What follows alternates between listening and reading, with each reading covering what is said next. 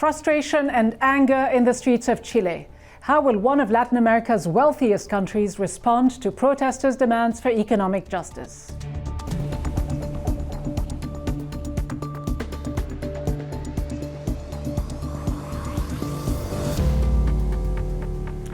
Hello and welcome to Bigger Than Five with me, Rida Fakhri. Chile may have been considered one of the great economic success stories of Latin America. But for the past 3 weeks, the country's free market economic model has been under attack by hundreds of thousands of protesters demanding an end to the high cost of living and growing inequality. A revolt triggered by a 4-cent subway fare hike has quickly morphed into a deeper political and societal crisis. To quell the protesters, President Sebastian Piñera deployed the military for the first time since the country's transition to democracy in 1990. At least 20 people have died. The president, who later apologized, cancelled 2 major global summits scheduled to take place in Santiago. Piñera, a center-right billionaire who began his second term in 2017, reshuffled his cabinet and promised to increase the minimum wage and cut government salaries. But protesters say it isn't enough. Many are calling for his resignation, but he says he will not step down. So under the banner, Chile has woken up. The protests continue in Santiago, and that is where we begin.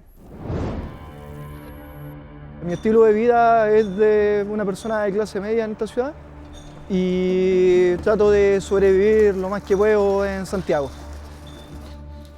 Soy fotógrafo, soy trabajador social también y trabajo actualmente en un call center. En el contexto de la movilización que está sucediendo ahora en Santiago, me motivó salir a registrar esta contingencia social que está habiendo y también poder adjuntarme a la causa social por las demandas que se están ejerciendo el Estado, por las malas políticas públicas que se están implementando.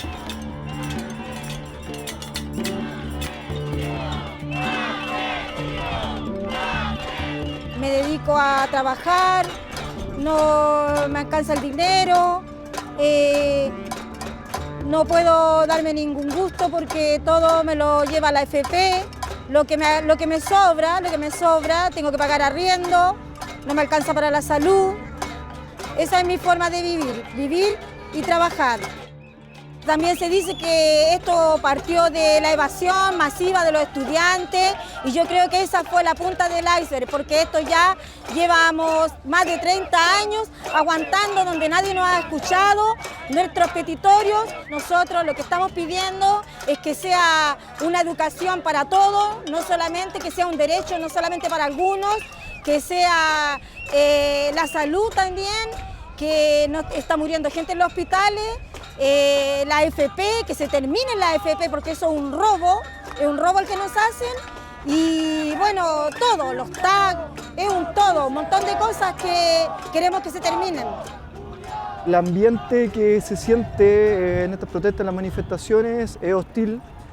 Carabineros de Chile, con fuerzas especiales y otro tipo de unidades militares, reprimen, disuaden a los manifestantes. Lanzando bombas lacrimógenas, lanzando perdigones, por lo tanto es un ambiente de violencia. De hecho, a mi hijo el otro día le llegaron unos balines, siendo que estaba a mi lado y estábamos protestando pacíficamente. Y llegó Carabineros y tirando balines para todas partes y las lacrimógenas. La violencia ejerce una presión ante el Estado para que ellos puedan responder, lo cual justifica un poco el actuar, como así también el vandalismo llama la atención, por lo tanto el Estado se manifiesta para poder entregar las soluciones que se quieren implementar. Lo que se espera con esta manifestación, con esta protesta que está viendo en estos momentos, es regularizar lo que es las problemáticas de las políticas públicas que se ejercen, también la destitución del presidente Sebastián Piñera y las acusaciones constitucionales tales que se deben dar por haber lanzado a los militares a la calle a reprimir al pueblo. Yo creo que tiene que renunciar porque así no vamos a llegar a nada. Con él, aunque haga lo que haga él, solamente mueve las piezas. No va a haber cambio. Él tiene que salir para que pueda haber un cambio. So then, what is the way forward? A change in leadership? Radical reforms? We're joined by Patricio Milero, a Chilean member of parliament. He is with the Conservative Independent Democratic Union, or UDI party. Mr. Melero, many of the protesters, as you just heard, have lost faith and trust in the president. They hold him responsible for what's going on and they want him to resign. Is it time for him now to go? I believe it isn't. President Piñera was elected by more than 55% of the votes. And the coalition of government from the center-right hasn't even been in office for a year and a half. 5.5 years if we consider the prior term of President Piñera, as compared to the 24 years that the coalition of parties for democracy governed the center-left. So many have said that the problem is not just about this government, but it's the last 20 or 30 years. These are situations that go back and build up over time. And that's what we're experiencing now. So the entire political class is being taken to task because of this. Because all coalitions have been part of the 24 years of government. As you say, it isn't just this president, it's previous presidents as well, and it is the political ruling elite, you included. Parliamentarians on the right, on the left, have for 3 decades at least been promising the average Chilean that they will see the trickle-down effect of the economic neoliberalism that has been imposed on them, the privatization of just about anything from health to education to pensions. They are rejecting this. They say that it has concentrated the wealth and power in the hands of a very few. Can you dispute that? Yes. I believe that the immense majority of Chileans today, what they want is a change in priorities. It's a change that in some policies makes it possible for them, for the economic development that's achieved in Chile trickle down to their homes. I think it's the model that has allowed since the 90s Chile, which had a 40% poverty rate, today it has only an 8% poverty rate. It's not a model that we just have to throw out the baby with the bathwater. What we have to do is perfect it, tweak it. That the benefits of the economic model come to the people because there's a lot of social discontent. We have to make a fairer Chile. But still, you're talking about tweaks and changes here and there. That's what the president has also promised. He's promised a few tweaks, what people would consider a few band-aids, but nothing that goes deep enough to address the structural, fundamental economic and political order that has not served the people well.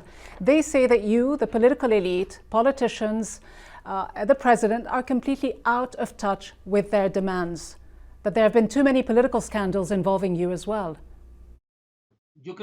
I believe that the distancing between the political elite and citizens is not a situation that's exclusive to Chile. It's something we say in many of the countries of the world. You even see it in the United States, and we see it also in a lot of countries of Latin America. Therefore, the effort should be not leaving the policy aside. It's a political problem. It's in fixing institutions so that those changes, that is, the political constitution of the state has to be amended. And this is what we're establishing this week, improving 25% higher pensions, for example, the changes in the healthcare system, and other changes pertain to more social justice. We have to change all this, the whole climate in Chile. Well, yes. I mean, you do mention that the situation of social unrest and discontent isn't one that's specific only to Chile, that other countries in the region and across the world are going through the same. But there are certain things that are specific to your country. Do you find it acceptable, for example, that 50% of Chileans have a monthly salary under $445, while the top 0.1% receives almost $900,000? Do you find it acceptable that 1% of the population controls more than 30% of the wealth? Clearly, that's unacceptable, and that's one of the things that we have to change significantly. That figure that you're giving, If you had looked 4 years ago, it was even a wider gap between the richest and the poorest. We have to strike a balance, more justice, equity. That's the path forward. But clearly, and I suggest that you compare over the last 30 years, a country that has moved from being very poor to a much better off country. There's a larger middle class now. Well, yes, Chile does have the biggest middle class in Latin America. But let's face it, the reality is that 3/4 of Chileans' income goes to paying their debts. Will the political elite finally accept the structural changes that people are demanding? The fact that the model of deregulated markets, free market economy, neoliberalism that has so well served the wealthy few hasn't benefited the rest of society and needs to be not just retweaked, but seriously rethought, perhaps even abandoned.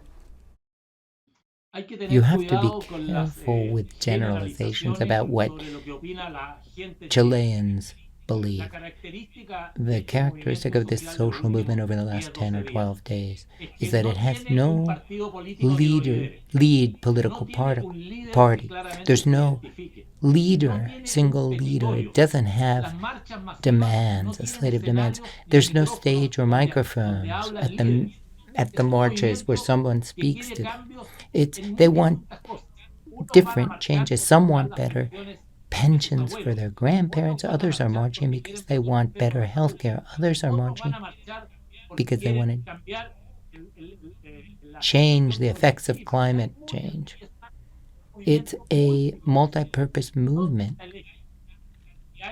There's a huge amount of demands.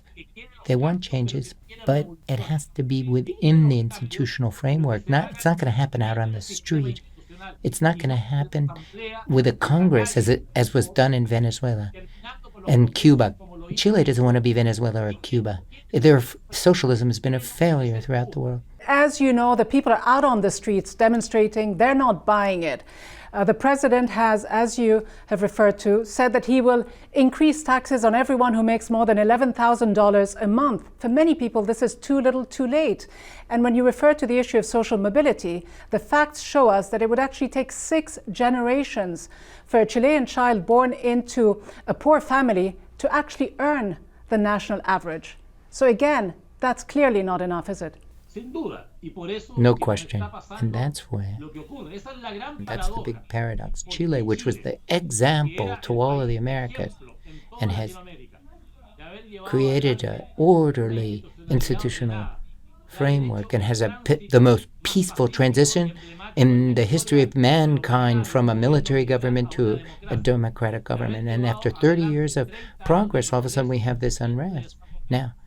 So we have to now move on to the next stage. That is, we have to meet unmet expectations and come to the aid of the middle class. We're not going to get any help from certain parties. No help from the Frente Amplio, the far left party. It will be the parties, the major parties. The Socialist Party, for example, was in power. And we can come to an agreement and we can confront the challenges that Chileans are calling us to do.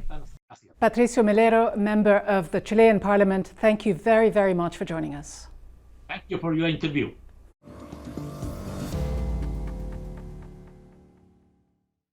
After a 17-year dictatorship, Chile became a democracy in 1990. Economic growth and the smooth transfer of power followed, so did inequality. A 2017 United Nations report found the top 1% in Chile own 33% of the country's wealth. Now protesters are challenging the government over its neoliberal policies of privatizing pension, education, and healthcare systems, which give better access to those who can pay more. We now return to Santiago to hear how Chileans view inequality across the social spectrum.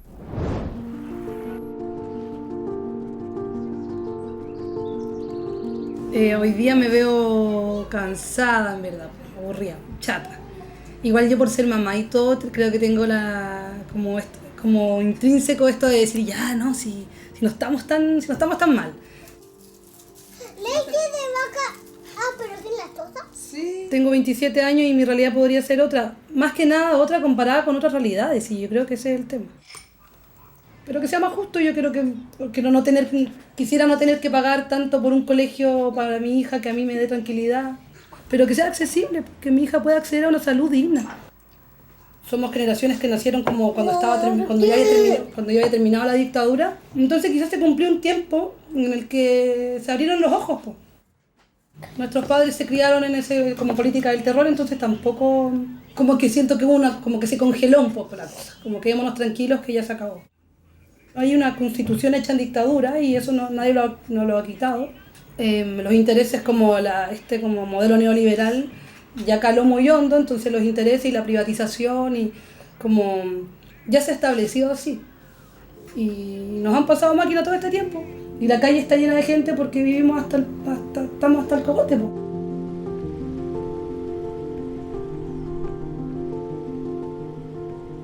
Yo creo que somos una generación, como digo yo, bastante rica en experiencia, porque yo alcancé a conocer lo que fue la Unidad Popular, después el gobierno militar y los últimos 30 años de gobierno democrático elegido libremente. Uno siempre se dice que uno soy yo y mi experiencia.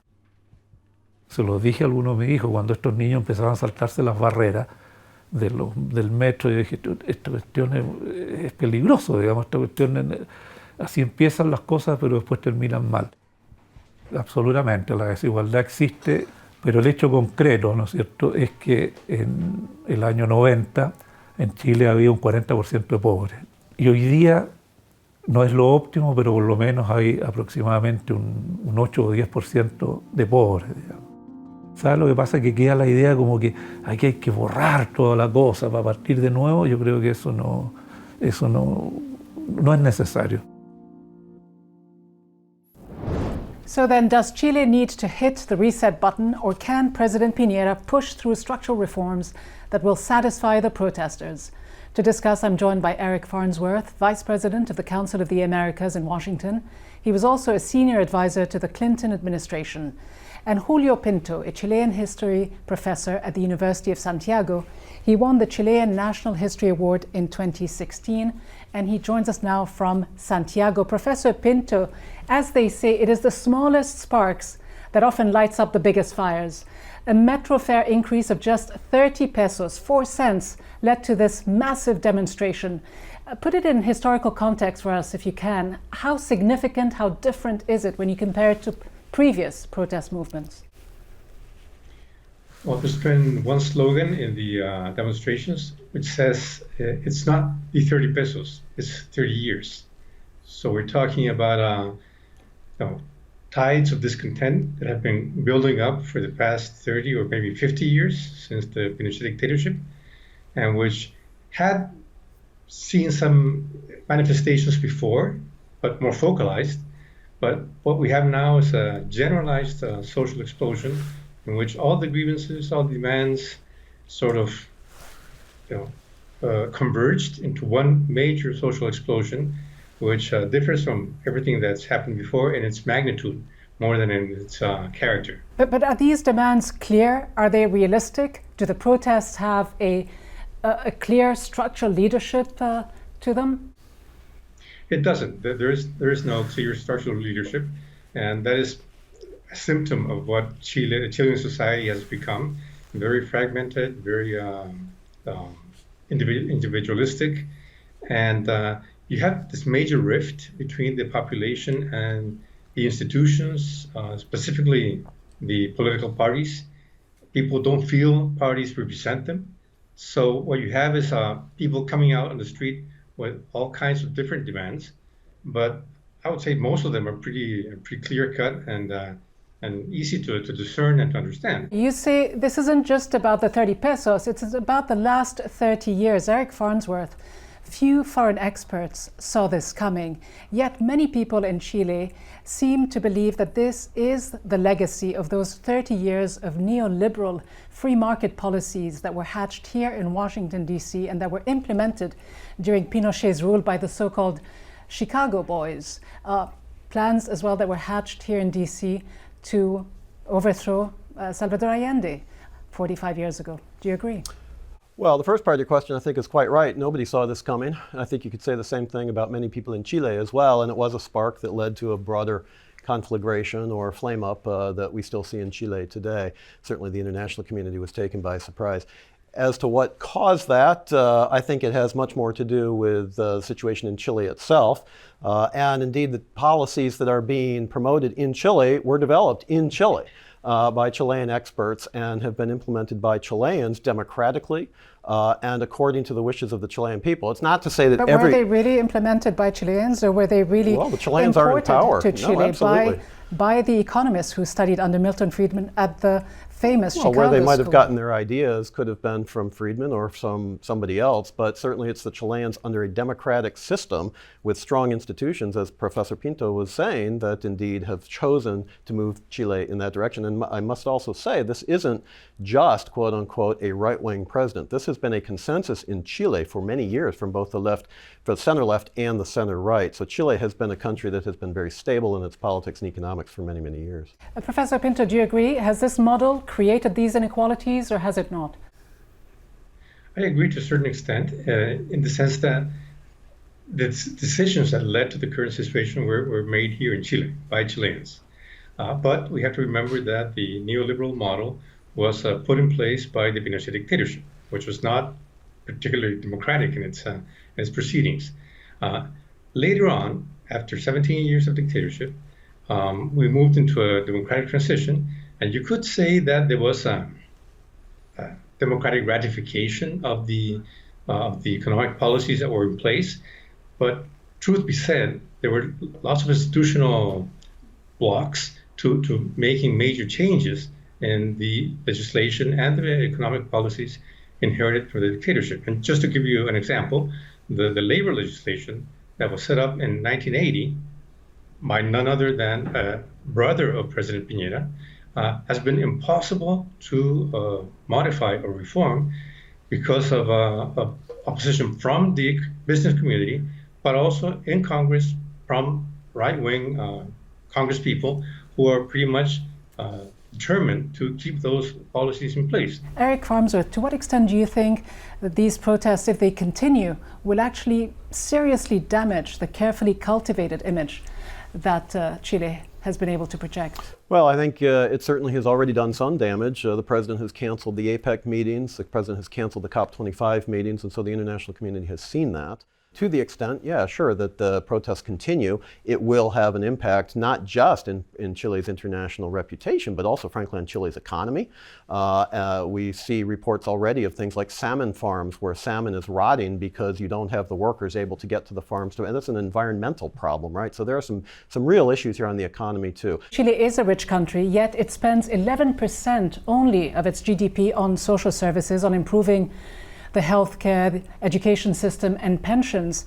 How long, Eric Farnsworth, do you think that a model like this, that doesn't care for its most marginalized population, those who don't have the means to afford private care and better education, how long can it survive? Well, first I would say that that's not a correct characterization of democratic Chile. Poverty in the country has been reduced from over 40% now to about 10%. This is the least of the population. But having said that, but still, 1% of the population controls or earns about 33% of the country's wealth. That's according to the United Nations. That wasn't the question that you asked. No, but that is the inequality that's at stake. Well, of course there's inequality there. Nobody's denying that. What I'm suggesting is that the protests are now saying, look, if the international community and the Chilean people themselves are saying we have a rich country, then the broader population of Chile wants to share in that wealth, no? And they want to have access to better healthcare and better schooling and better things that will allow them to live a better life. And how do you create that with the same system? Well, I think that's what the president is right now trying to do. I mean, in lots of ways. The good thing about Chile, the good news here is they have strong institutions to be able to make those reforms that a country like Venezuela isn't able to do. And that's why you have the strong institutions that matter in a country like Chile. This is a very important point that, yes, there is room for reform. There is fiscal space for reform, and I think the president and his administration are keen to do that. Professor Pinto, finally, very briefly, what do you see happening next? What do you think needs to happen? We don't know. I don't think that the scenario of the president resigning or being forced to leave the presidency is very realistic. But between that and nothing. We really have a wide spectrum of possibilities, and it's very difficult at this point to tell what will actually happen. Professor Pinto, Eric Farnsworth, thank you both very much for joining us and for sharing your perspectives. Chile's mass protests are part of a wave of popular discontent that has swept across much of the world. From the Yellow Vest movement in France to the rejection of corrupt political leaders in Algeria, Iraq, Lebanon, Haiti, and other countries, these youth-driven, mostly leaderless protests are gaining traction through social networks. In Chile, the protesters' voices have muffled those of politicians who have long held the country as a beacon of economic growth and political stability. With legitimate and often revolutionary demands, what is clear is that the longer these protests last, the more hardened the protesters' demands become. From me, Rida Fakhri, and all the team here in Washington, thanks for watching. See you next time.